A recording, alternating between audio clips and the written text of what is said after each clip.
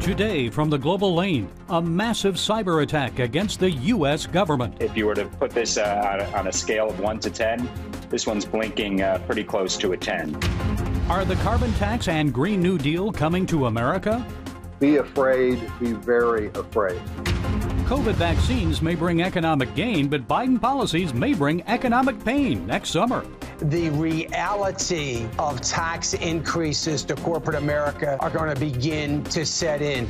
And the reason for the Christmas season. And it's all right here on the Global Lane. Homefront Hack. The U.S. Cybersecurity and Infrastructure Agency is calling on all federal civilian agencies to review their computer networks for possible compromise. The directive comes as U.S. government officials try to figure out what to do about a security breach, a possible foreign intrusion into federal computer networks. Malware inserted into the SolarWinds Orion monitoring system has reportedly compromised computer networks at the Treasury and Commerce Departments, also Homeland Security, the Pentagon, NASA, and the White House. Joining us to share some thoughts on what all of this means is Mr. Frank Salufo, Director of the Center for Cyber and Homeland Security at Auburn University. Mr. Salufo is a former Homeland Security advisor to President George W. Bush and a member of the Homeland Security Advisory Council. Frank, the Pentagon has ordered a shutdown of all of its computer networks handling classified information. So just how extensive and massive is the damage, and what does it mean for U.S. national security? Well, that's a great question. At this point, they're doing the damage assessment, so we don't know what we don't know. But what we do know is that SolarWinds is implemented across 400 of the Fortune 500 companies and almost all the significant government agencies you can think of. So the potential for a catastrophic incident, at least from an espionage perspective, is very high. And as such, DHS had issued an emergency alert a couple of days ago, asking all government agencies to literally unplug any networks and systems they have that are running SolarWinds. And the potential, if you were to put this on a scale of 1 to 10, this one's blinking pretty close to a 10. So this is no small deal. This is a big situation we're dealing with. Wow. And some government officials say they suspect Russia is behind this hack, but a spokesman for Russian President Putin, of course, called it fake news. Others say highly sophisticated actors were involved in this, and that may indicate China was responsible. So who do you think was behind this attack? You know, between Russia and China, they're both very sophisticated cyber actors, both of whom are referred to as advanced persistent threats. In this case, the old Mark Twain line, whereas history may not repeat itself, it tends to rhyme.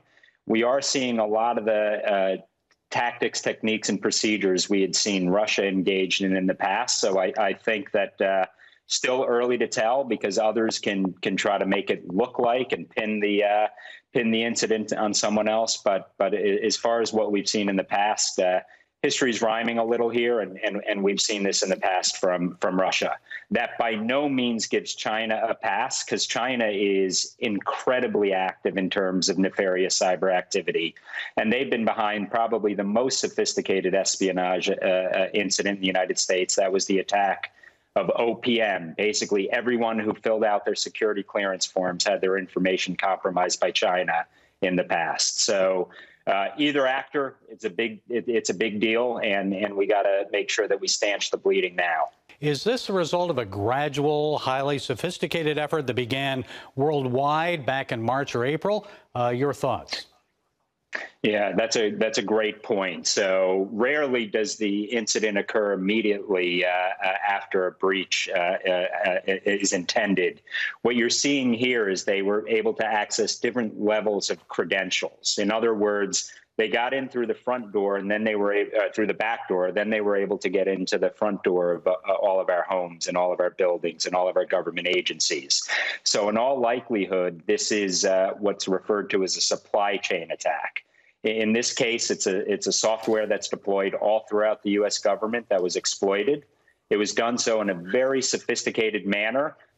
Many of these companies have access because they're sending patches when known vulnerabilities are identified to fix our systems. Well, those same access points can be used for nefarious aims, and that appears to be the case here. So this by no means happened overnight. This is a many-month campaign, and I might note that every day is a cyber day that we need to be on guard and prepared for intrusions by China, Russia, Iran, North Korea, and the reality is this is the modern form of warfare. It's the modern form of espionage. And whereas technology changes, human nature remains consistent. And people have wished us harm in the past, and they're using cyber to exploit that today. And investors in the Austin-based SolarWinds company reportedly sold off $280 million in stock just days before the breach was revealed. So how significant is that to all of this? You know, that's a great question. As someone who has no direct insight into any of that is a little disconcerting. So I hope that there is, in fact, an investigation. And if they were trading based on insider information, shame on them. They should pay the consequences for any bad behavior if that, in fact, is the case here. And I guess the FBI has seized computers and documents at SolarWinds headquarters in Austin. So what else should the Trump administration do at this point, especially if evidence is obtained that shows that Russia or China was involved? You know, we need to demonstrate that this is unacceptable behavior. Now, I might note this is not up to the level of an act of war. At this point, it's largely a major espionage campaign. But for far too long, we've let the bad guys get away with little consequence. So we need to be able to incur cost, incur consequence, and try to induce changes in bad behavior. There has to be a response. As to the precise response, it's in part dependent upon A, who the perpetrator was, and B, if we get a better sense of just how significant of an incident it was, the damage assessment. But short answer is there needs to be a response. This is unacceptable behavior. Otherwise, we'll be blaming the victim, and the bad guys will be running with impunity and do it again and again and again. And it's not only to send a message to this perpetrator, it's everyone else watching. We need to demonstrate that we take these issues seriously, or you're just going to invite more and more copycats to continue doing what they're doing. Okay, Frank Zalufo, director of the Center for Cyber and Homeland Security at Auburn University. Thank you, Frank, for sharing your time and insights. We appreciate it. It's my pleasure. Thank you.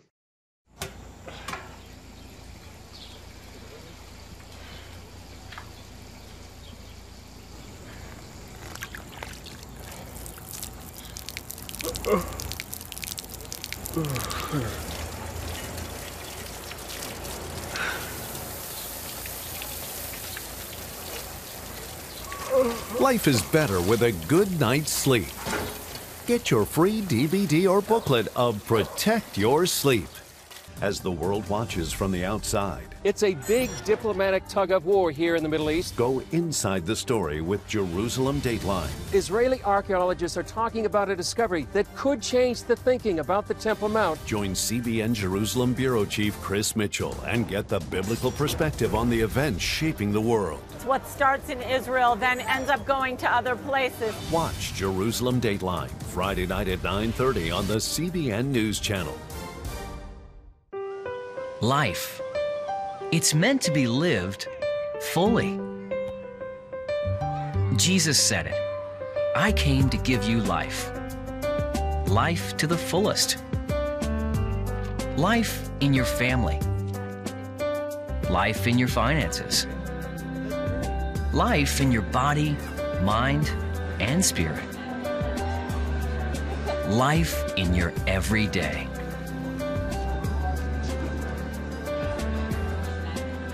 At CBN.com, we're taking what Jesus said seriously. We're here to help you discover life. Life. Live it fully. CBN.com.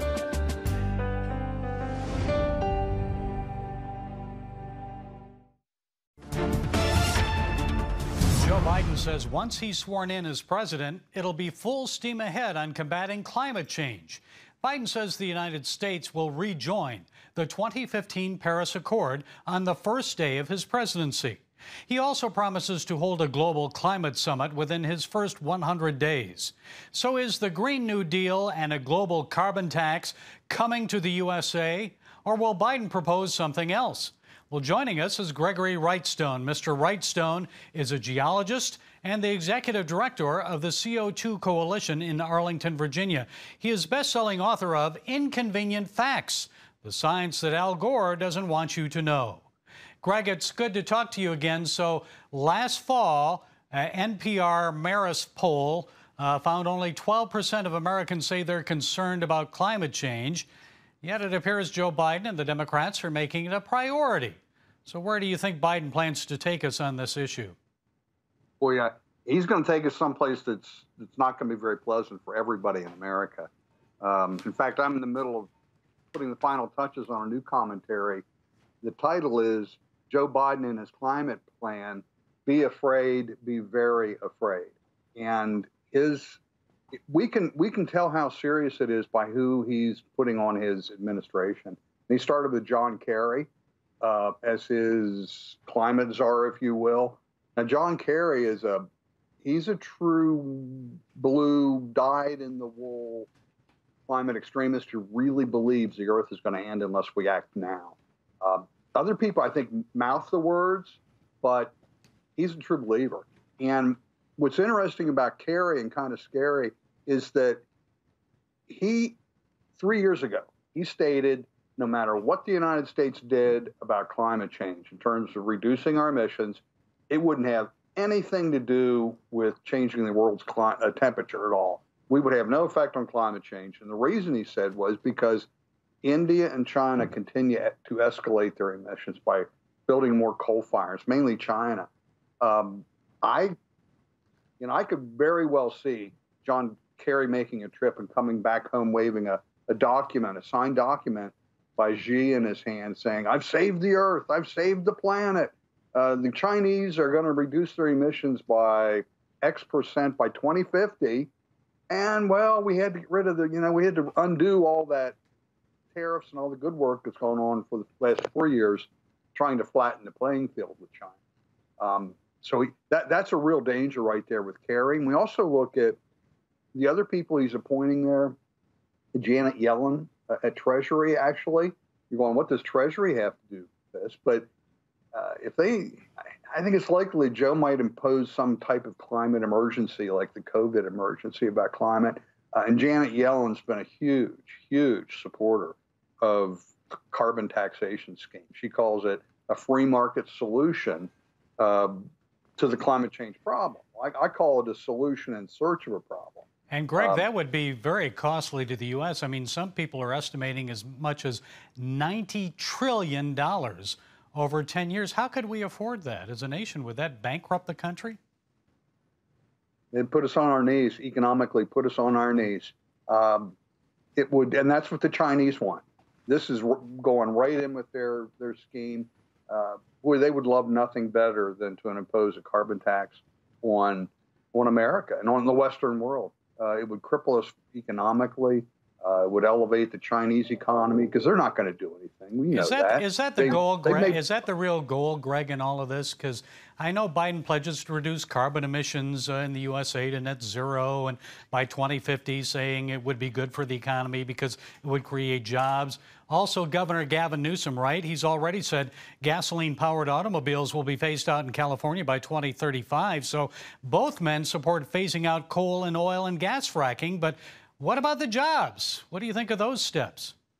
You got to make sacrifices. We all have to, we'll lose millions and millions of jobs, and it's going to cost you a lot more each year for everything you buy. The goal of a carbon taxation scheme is to raise the cost of energy, electricity, gasoline, everything else, and make those types of energy uncompetitive against their so-called clean brethren in wind and solar. There's a growing backlash against wind power throughout the world. And Biden also wants the Department of Defense, the U.S. military, to lead the way on carbon reduction. What do you think of that idea? You can't make this stuff up. His 6 priorities is number 6 on the list is security of the nation for the military. For the military, that's number 6. The other climate change came in at number 4 for the military priorities.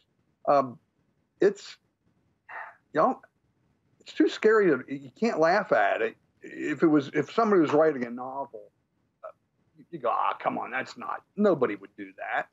But they are. They're prioritizing this, and his plan is a global. His plan for carbon tax is really a regressive taxation scheme, and by that I mean that the poorest among us pay the highest percentage of their income on energy, and if you increase the cost of that energy, which that's their stated goal, is to increase energy costs, it's impacting the poorest among us the most. If you're making $300,000 a year, well, $40,000 for energy costs, that's not much. But if you're making $50,000, it's a lot.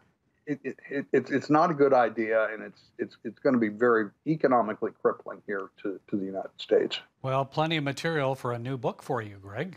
Gregory Wrightstone, geologist, author of the book Inconvenient Facts, the science that Al Gore doesn't want you to know. Thank you, Greg Wrightstone, for sharing your insights. Thank you, Gary. Daddy?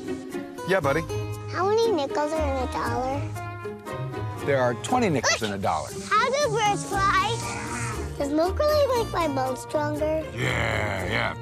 Daddy, when we die, will we go to heaven? Do you have the answer to life's biggest question? Call the 700 Club. We'll help you find answers to the important questions life brings your way. Watch breaking news, in-depth exclusive stories and programs from health to entertainment you won't find anywhere else. The CBN News Channel, a perspective you can trust. Enjoy credible news reporting from around the world. Discover inspiring programs and stories of hope, all in one place from a Christian perspective. The CBN News Channel, a perspective you can trust. To watch the CBN News Channel, download the app or visit cbnnewschannel.com. Hello, I'm Dr. David Perlmutter, board-certified neurologist and #1 New York Times bestselling author. Wouldn't it be great to boost your energy, eliminate brain fog, and even reverse brain disease? Well, you can, and I'm going to show you how, along with some of the world's most well-respected brain experts, in this DVD, Protect Your Brain. Get Protect Your Brain, a free DVD only from the Christian Broadcasting Network, featuring experts on the cutting edge of neuroscience and brain health. No matter how many times you've failed in the past, you really can do this. In Protect Your Brain, you'll discover simple strategies to keep your brain young and healthy. Improve your memory. Discover the gut-brain connection. In Protect Your Brain. Get your free copy at cbn.com or call 1-800-700-7000. If you want to improve the quality of your life, get the DVD Protect Your Brain and get it today. COVID-19 vaccine rollouts and Americans now rolling up their sleeves. Will the start of a coronavirus-protected populace be enough to keep Wall Street and the U.S. economy moving in the right direction? How might Joe Biden's tax policies affect your 2021 pocketbook? Well, joining us to provide some insights is Financial Issues TV radio host Dan Celia. Dan, it's so good to see you again. So this vaccine, the rollouts, truly historic. Wall Street has reacted positively. Will this positivity continue into the new year? Yeah, that's a good question, Gary. I don't think that it's going to continue. It'll continue into the new year for certain. I think that in the very short term, it's all going to be good. There is going to be a sense of optimism that, the vaccine is here. That's great. People are going to be able to get back to work, and hopefully the business sentiment will feel pretty good about that, start opening up and getting those jobs cranked up again. So I think in the short term, all of those things that I just said are likely to happen. I think the bigger concern is not really the long term, but just 6-8 months. I'm thinking June, July. I mean, we're going to start out pretty good in the year, but in the short term, in the next 6 months, the reality of tax increases to corporate America are going to begin to set in. The reality of some of the higher regulatory burden that President Biden has promised is going to start to set in. It's going to set in on business and business sentiment, and it's going to set in on Wall Street, and it's certainly going to set in to the banking sector. So it's going to take a little bit of time for that to trickle down through the economy in a negative way, but I suspect that it will. Small businesses are suffering. More than 110,000 restaurants, I guess, alone have closed, and families are hurting. So how is all this going to affect the Christmas economy? Can these businesses ever come back from the extreme measures? Yeah, I don't think they will, Gary. I think the whole thing is somewhat shameful. You know, as you said, 110,000 restaurants alone, that's 6 million jobs that are likely to be gone forever. Some of these small businesses, third generation companies. And as you know, Gary, I think we've talked about it, you know, the small business is the heartbeat of America. It's the largest employer in the country. And this is the exact target that is getting the biggest hit from all of this. And it's really a sad thing to sit back and watch. I don't know how we recover from that as an economy. I don't think they are going to recover. I think some of them will. There may be, you know, a few 100,000 that might regroup and be able to recover. But it's going to be very, very difficult to come back from this. And Dan, the hits will just keep on coming. You had mentioned tax increases during a Biden administration. So I'm asking you to make a quick prediction for 2021. I'm guessing you'll say a better economy, but not great. Yeah, I think the first half is going to be better than it has been for the second half of this year, or the first half of this year. So it's going to be better than that. But again, what I'm fearful of, Gary, is the same kind of attitude we had in 2008, 9, 10, 11, where consumers begin to hunker down a little bit as they begin to get a little bit more fearful about their jobs, having jobs, and being able to maintain their lifestyle. Okay, Dan, we'll look forward to talking to you in 2021. Dan Celia, Financial Issues TV and radio host. We always appreciate having you on and you sharing your insights, Dan. Have a Merry Christmas. Merry Christmas to you, Gary. Sure do appreciate you and the work you're doing. Thank you for having me on. Come home to the sounds of Southern Gospel from CBN Radio.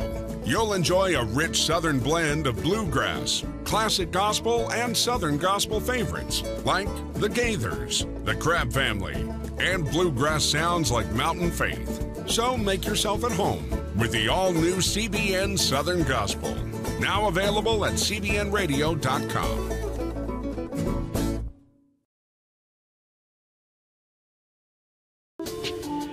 It's about the competition. I kind of put that pressure on myself, and I think people had expectations. It's about overcoming. We use this phrase all the time, keep chopping, keep practicing hard.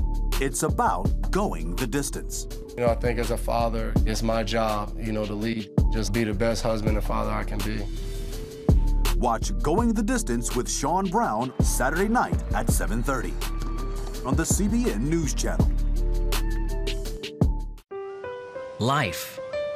It's meant to be lived fully. Jesus said it. I came to give you life. Life to the fullest. Life in your family. Life in your finances. Life in your body, mind, and spirit. Life in your everyday.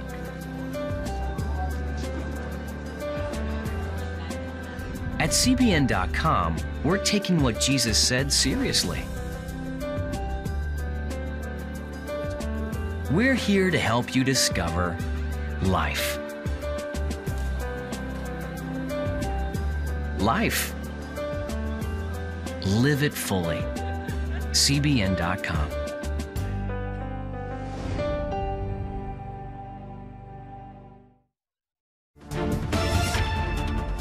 As expected, bah humbug secular humanists are doing what they can to stop Christians from enjoying Christmas.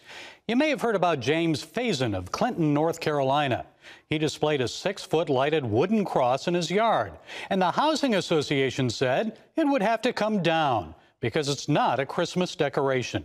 I guess Frosty is fine, but not the wooden cross, even though it represents Jesus Christ, the reason we celebrate Christmas.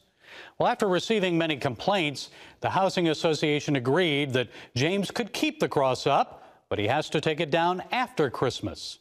Also, how about this one on Facebook? A warning screen popped up this year, the same as 2 years ago, covering a portrait of Santa kneeling at the feet of baby Jesus. Facebook said its algorithm briefly labeled it as depicting graphic violence. How did that happen? Yes, folks, I guess the Prince of Peace and Jolly St. Nick are now considered to be graphically violent. More big social media tech hostility or just a mistake? Well, as animosity grows against Christians, Christ, and Christmas, isn't it satisfying to know that we have a president that reminds Americans what Christmas is all about? Listen to Donald Trump at this year's National Christmas Tree Lighting Ceremony at the White House. For Christians, this is a joyous time to remember God's greatest gift to the world. More than 2,000 years ago, the angel Gabriel appeared to Mary. He said, "Do not be afraid. You have found favor with God." The angel told her that she would give birth to a baby boy, Jesus, who would be called the Son of the Most High. 9 months later, Christ was born in the town of Bethlehem. The Son of God came into the world in a humble stable. As Christians everywhere know, the birth of our Lord and Savior changed history forever. At Christmas, we give thanks to God and that God sent his only Son to die for us and to offer everlasting peace to all humanity. More than 2 millennia after the birth of Jesus Christ, his teachings continue to inspire and uplift billions and billions of people all over the globe. His divine word still fills our hearts with hope and faith, and Christians everywhere still strive to live by Jesus' timeless commandment to his disciples: love one another. Above all, during the sacred season, our souls are full of thanks and praise for Almighty God for sending us Christ, his Son, to redeem the world. President Trump asked God to continue to bless this nation and grant every American family a Christmas season full of joy, hope, and peace. The same to you and the first family, Mr. President, and thank you for reminding the world that Jesus is the reason for the season. Well, that's it today from the Global Lane. Be sure to follow us on Facebook, iTunes, SoundCloud, YouTube, Parler, and Twitter. And until next time, be blessed.